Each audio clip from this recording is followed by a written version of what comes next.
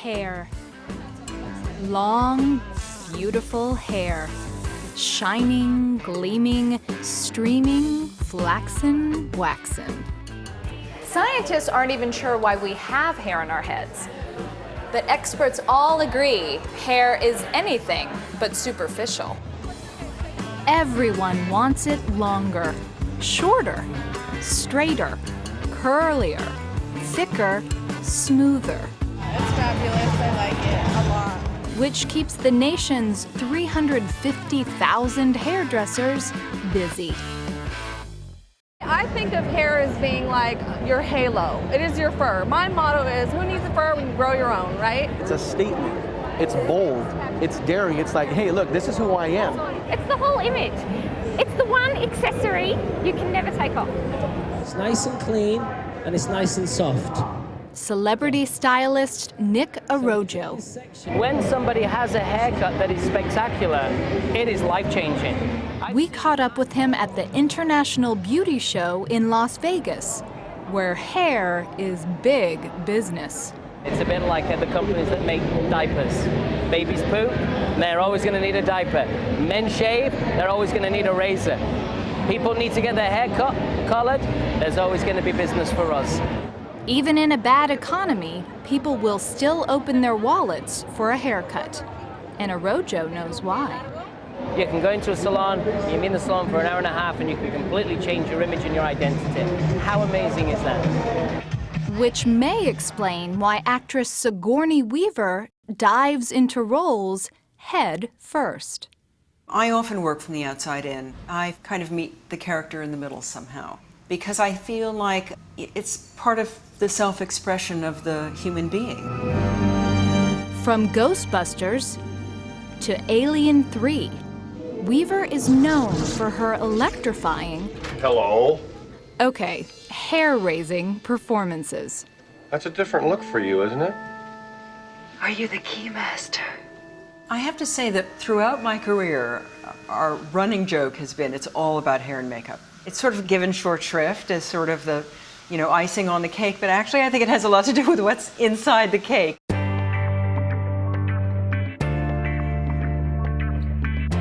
Celebrities have always set trends with their hair. 35 years ago, there was Farrah Fawcett's feathered shag. Today, it's all about real feathers.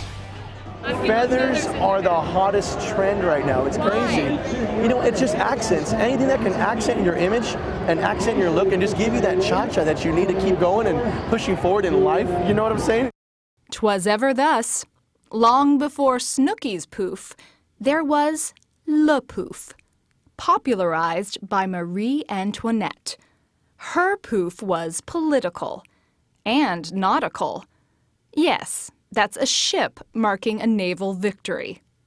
By the way, hair products back then were, let's just say, different. They would put things like lard on their hair to give it some body and give it some shape. And of course, fighting off vermin with lard in your hair was a terrible problem. Women's hair caught on fire because of low-hanging chandeliers as they walked by. They put fresh flowers in little vases in their hair so the flowers would stay fresh, and so they would insert these little vases with water. Penny Jolly is a professor of art history at Skidmore College. So hair is just significant in so many ways, and we see it immediately. You walk up to a person, you look at their face, you see their facial hair, their eyebrows, their head hair, so that it's a signal to people who you are. So long, straight hair tells you?